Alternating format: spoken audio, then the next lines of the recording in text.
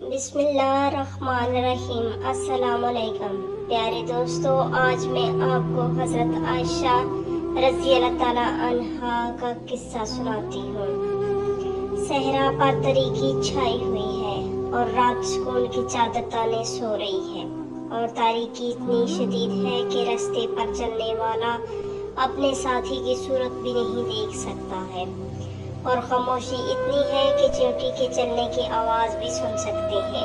اس تاریکی میں ایک دیہاتی شخص چادر لپیٹے اونٹنی پر سوار چلا آ رہا ہے، گویا کسی کی تلاش میں ہے، اور یہ شخص حضرت صفوان بن سلمہ ہے، جو کسی ضرورت کی وجہ سے لشکر رسول صلی اللہ علیہ وسلم سے پیچھے آ رہے تھے اور لشکر غزوہ سے واپس لوٹ رہا ہے۔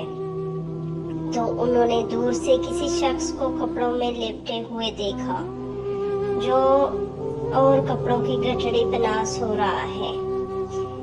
یہ حضرت اپنی اونٹنی سے نیچے اترے اور اس شخص کی طرف بڑھے، نہایت آہستہ سے کہ وہ شخص گھبرا نہ جائے، اور یہ سب حیرت زدہ رہ گئے کہ وہ شخص کوئی مرد نہیں بلکہ ام المومنین حضرت عائشہ صدیقہ رضی اللہ تعالیٰ عنہا کی ذات گرامی تھی، جو کپڑوں میں لپٹی ہوئی اس ویران جنگل میں سو رہی تھی۔ وہ اپنی گھبراہٹ نہیں چھپا سکی اور ان کی زبان سے نکلا، انا للہ و انا الیہ راجعون۔ حضور پاک صلی اللہ علیہ وسلم کی پردہ دار بیوی حضرت عائشہ رضی اللہ تعالیٰ عنہا ان کے انا للہ پڑھنے کی آواز سن کر جاگ اٹھی اور اپنی چادر سے اپنا چہرہ ڈھانپ لیا۔ حضرت صفوان نے کہا، اللہ تعالیٰ آپ پر رحم فرمائے، یہ کیا ہوا؟ تو آپ رضی اللہ تعالیٰ عنہ حیا اور شرمندگی کی وجہ سے کوئی جواب نہ دے سکیں۔ پھر حضرت صفوان نے اپنی سواری انہیں پیش کی اور آپ رضی اللہ تعالیٰ عنہ ان پر سوار ہو گئیں، اور حضرت صفوان رضی اللہ تعالیٰ عنہ اونٹنی کی مہار تھام کر لشکر کے پیچھے پیچھے چل پڑے، اور پورے راستے میں انہوں نے حضرت عائشہ رضی اللہ تعالیٰ عنہ سے کوئی بات نہیں کی اور چلتے رہے، یہاں تک کہ ایک پڑاؤ پر دوپہر کے وقت لشکر سے آ ملے۔ جناب رسول صلی اللہ علیہ وسلم نے ان سے پوچھا، کیا معاملہ ہوا اور تم پیچھے کیسے رہ گئی؟ تو انہوں نے عرض کیا، کل رات میں نے آپ صلی اللہ علیہ وسلم کی طرف سے کوچ کرنے کا اعلان سنا تو میں قضائے حاجت کے لیے چلی گئی۔ جب میں واپس اپنے کجاوے کی طرف لوٹ رہی تھی تو مجھے معلوم ہوا کہ میرا ایک ہار کہیں گر گیا ہے۔ میں اس کی تلاش میں واپس چلی گئی۔ جب میں ہار تلاش کر کے واپس آئی تو لشکر جا چکا تھا، اور اب وہاں کوئی پکارنے والا اور کوئی جواب دینے والا نہیں تھا۔ تو میں اپنے کپڑوں میں لپٹ کر اپنی جگہ پر بیٹھ گئی کہ شاید وہ لوگ مجھے تلاش کرنے آئے اور مجھے پا لیں۔ اور پھر میری آنکھ لگی اور صفوان نے انا للہ کی آواز سے مجھے جگایا، اور جناب رسول صلی اللہ علیہ وسلم ان کی بات کو سچ جان کر مطمئن ہو گئے، اور اس معاملے میں ذرا بر شک کو راہ نہیں دی، کیونکہ یہ صدیقہ تھی جو صدیق اپنے باپ اور ام رومان جیسی ماں کے زیر سایہ پروان چڑھی تھی، اور شرافت و نجابت کا مجسمہ تھی، اور جناب رسول صلی اللہ علیہ وسلم کی عفت مآب زوجہ محترمہ تھی۔ لیکن کذابوں اور منافقوں کی ایک جماعت نے دیکھا کہ حضرت عائشہ رضی اللہ تعالیٰ عنہا کی اونٹنی کی لگام تھامے ایک شخص چلا آ رہا ہے اور دونوں صحرا کی جانب سے آ رہے ہیں، تو انہوں نے جھوٹی باتیں گڑنا شروع کر دی اور حضرت عائشہ کی شان میں بدگوئی کرنے لگے، اور حضرت صفوان کے ساتھ اس عفیقہ کو جوڑنے لگے۔ حضرت جب عبداللہ بن ابی راس المنافقین نے انہیں اس طرح سے آتے دیکھا تو کہنے لگا، یہ اس طرح پاک و صاف کیسے رہ سکتے ہیں؟ اور منافق کی یہ بات لوگوں میں پھیل گئی، اور ان منافقوں کی باتوں سے بعض مسلمان بھی متاثر ہوئے، جن میں حضرت مصطح بن ابی، حضرت حسان رضی اللہ تعالیٰ عنہ، حضرت زید بن رفع شامل تھے۔ لوگ باتیں کرتے تو یہ بات پھیلتے پھیلتے جناب رسول صلی اللہ علیہ وسلم تک پہنچ گئی۔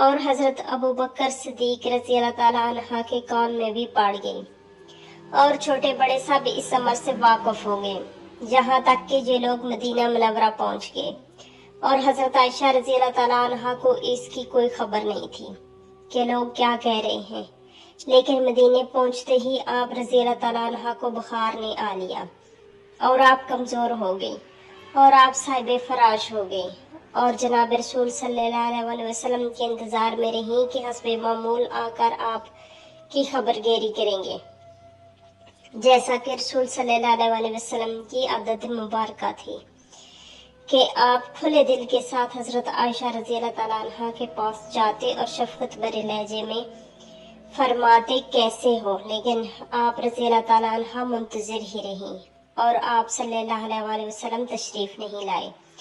حضرت عائشہ سوچتی کہ پتہ نہیں کیا بات ہے، کیا انہیں میری حالت پر رحم نہیں آتا اور میری بیماری کے بارے میں بھی پوچھنے نہیں آتے اور نہ حسب معمول ادھر قدم میں رنجفہ فرماتے ہیں۔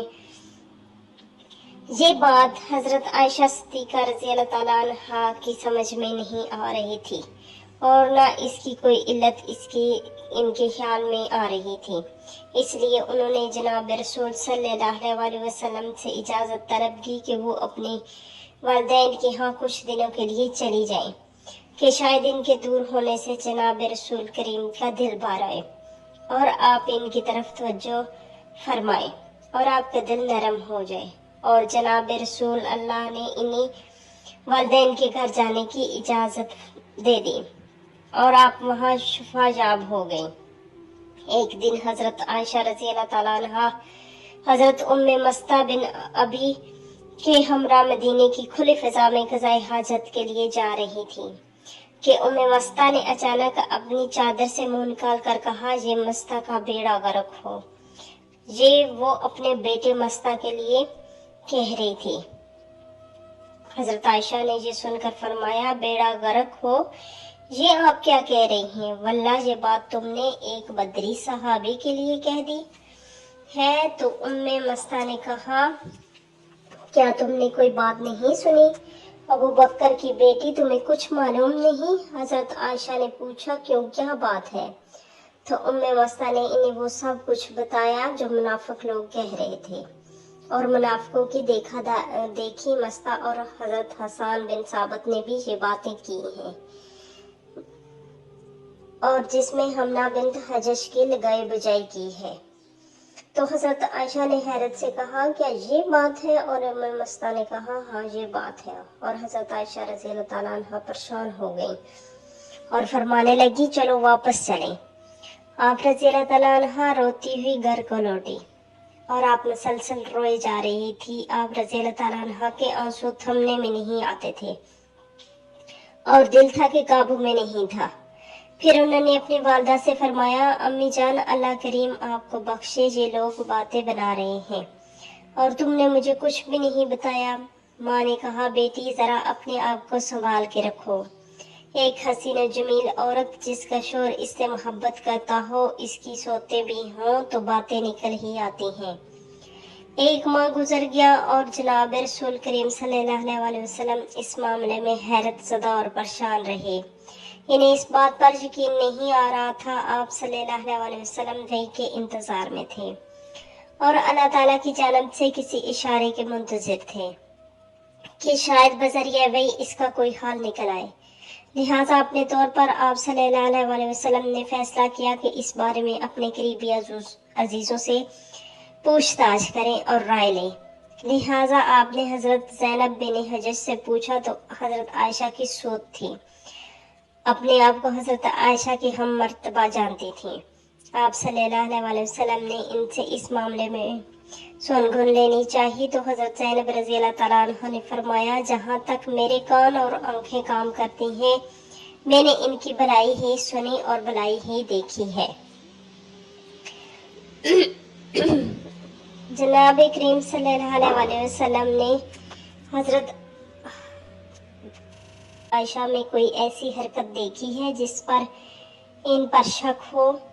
انہوں نے عرض کی، نہیں، قسم ہے اس ذات گرامی کی جس نے آپ کو حق دے کر بھیجا ہے، میں نے ان میں کوئی بات ایسی نہیں دیکھی۔ तो मैं कैसे इन पर झूठ बहतान बांधूं। वो तो ऐसी नो उम्र लड़की हैं कि आटा खुला छोड़ के सो जाती हैं, जिसे बिल्लियां वगैरह खा जाती हैं। और जनाब रसूल सल्लल्लाहु अलैहि वसल्लम ने जिससे इनके बारे में राय लेना मुनासिब जाना, इनसे राय ले ली और इन सब की बातों से कोई इबाम और कोई ऐब इनके अंदर आपको दिखाई नहीं दिया।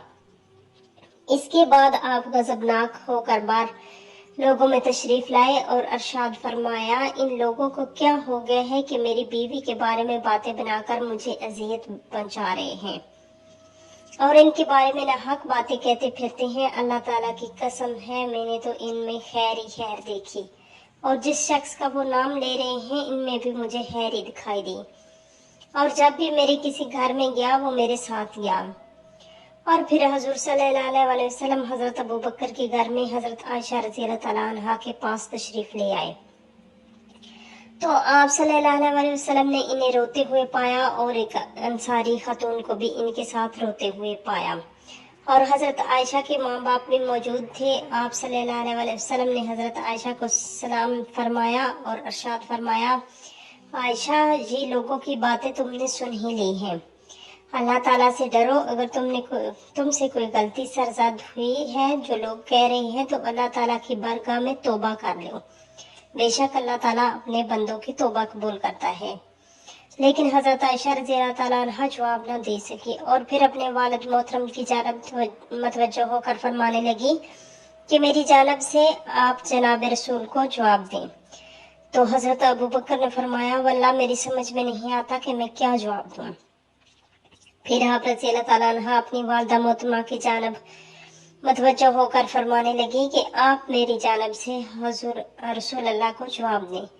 उन्होंने फरमाया, मैं नहीं जानती कि मैं आपसे क्या कहूँ। जब हजरत आयशा सिद्दीका ने देखा कि दोनों कुछ नहीं बोल रहे हैं और इनके दफा में कुछ नहीं कह रहे हैं जिससे वो शक दूर हो जो माहौल में अपने ताने बाने बुन चुका है, तो आप रज़ियल्लाहु तआला अन्हा फरमाने लगी, वल्लाह मैं नहीं जानती कि किसी खानदान को वो दुख पहुंचा हो जो इन दिनों अबू बकर के घराने को पहुंचा है। और हजरत आयशा की आंखों में आंसू की झड़ी लग गई और बारगाह रिसालत में अर्ज करने लगी, जिस बात का आपसे ने जिक्र फरमाया है इससे तो मैं कभी भी तौबा नहीं करूंगी। मैं लोगों के कहने पर बुराई का इकरार क्यों करूं, जबकि अल्लाह ताला को मालूम है कि मैं बेकसूर हूँ। और अगर मैं लोगों के कहने से इकरार कर लूं तो मैं वो कहूंगी जो मैंने नहीं किया, और अगर मैं वो लोग जो कहते हैं इससे इनकार कर दूं तो आप लोग मेरी तस्दीक नहीं करोगे। वो फिर रूहान सी हो गई और हजरत याकूब का नाम याद करने लगी जो इन्हें याद नहीं आ रहा था, और आप कहने लगी कि मैं तो आपको वही कहूंगी जो हजरत यूसुफ के बाप ने कहा है। अब सब्र ही बेहतर है और अल्लाह ताला से ही मदद की दरख्वास्त है। इससे जो तुम लोग बातें कर रही हो ये सुनकर जनाब रसूलुल्लाह सल्लल्लाहु अलैहि वसल्लम ने सर झुका लिया और हजरत सिद्दीक़ अकबर भी गम और गुस्सा से चुप होकर रह गए और हजरत उम्मे रुमान ठंडा सांस भर कर रह गई। ये लोग इसी कैफियत में थे कि जनाब रसूल सल्लल्लाहु अलैहि वसल्लम पर वो कैफियत तारी हो गई जो वही इलाही नाज़िल होने वक्त तारी होती थी और इनका जिस्म अतैर कपड़े से ढांप दिया गया और आपके सर मुबारक के नीचे तकिया रख दिया गया। इस वक्त हजरत आयशा रज़ियल्लाहु तआला अन्हा ने समझ लिया कि अब वही इलाही इनके मामले को तफसील से बयान कर देगी और इस मामले में तमाम शुकूक दूर हो जाएंगे। तो आप रज़ियल्लाहु तआला अन्हा मुतमिन होकर मजबूत दिल के साथ इंतजार फरमाने लगी, क्योंकि इन्हें तो खुद मालूम था कि वो बेकसूर हैं और पाक व ताहिर हैं और इनका दामन आलूदगी से पाक है। हजरत आयशा रज़ियल्लाहु तआला अन्हा के वालिदैन तरद्दुद की कैफियत में थे कि पता नहीं वे में क्या आता है। वो घबरा रहे थे इनके हाथ पांव जवाब देंगे और ऐसा ना हो कि लोगों की बातों के मुताबिक वही आ जाए। फिर आप सल्लल्लाहु अलैहि वसल्लम से वो कैफियत दूर हो गई और पसीने के कतरे मोतियों की तरह आपके मुबारक पेशानी से टपक रहे थे और आपने इरशाद फरमाया, आयशा खुद खुश हो जाओ, अल्लाह ताला ने तुम्हारी बारात कुरान करीम में नाज़िल फरमाई जिसकी लोग हमेशा तिलावत करेंगे।